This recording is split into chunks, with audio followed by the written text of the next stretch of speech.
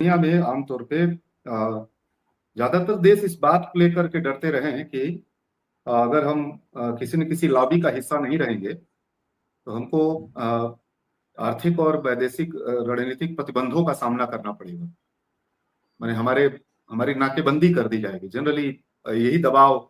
दुनिया भर में जो कमजोर मुल्क हैं वो दुनिया से जुड़े रहने के लिए किसी न किसी लॉबी का हिस्सा बन जाते हैं। जनरली जो लोग ऐसा इसके विरुद्ध कोई बात करते रहे हैं दुनिया में, तो उनको बहुत सारे प्रतिबंधों का सामना करना पड़ता है। जैसे कि ईरान भी 40 साल से प्रतिबंध ही झेल रहा है, या देखिएगा उत्तर कोरिया भी आप देखिएगा वो लंबे समय से एक प्रतिबंध झेल रहा है। इधर साल 22 के बाद से आप देखिए कि 22 के बाद से यूक्रेन युद्ध के बाद लगातार रसिया को, खासकर यूरोप और अमेरिका ने, आपने देखा होगा, टारगेट किया। तो जनरली ये एक खतरा बना रहता है। ये यूरोप और अमेरिका का संयुक्त राष्ट्र संघ के माध्यम से दुनिया भर के कमजोर मुल्कों को या विरोधी मुल्कों को, मजबूत भले हों लेकिन विरोधी मुल्कों को, जो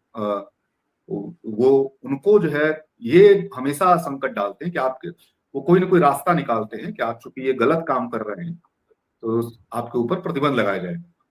और इस मामले में अभी तक यूरोप और अमेरिका खास करके उनके बीच में एक बहुत गहरी एकता रही है। किसी भी देश पर प्रतिबंध लगाने में, उसको टारगेट करने पे, उसका बहिष्कार करने में, जैसे आमतौर पे हमारे यहाँ गांव में जो होता है, इस डर के मारे आमतौर पे गांव में भी आप देखिएगा कि जो बड़ा जो हिस्सा होता है, जो फ्यूडल हिस्सा होता है गांव के अंदर, वो एक पंचायतों के माध्यम से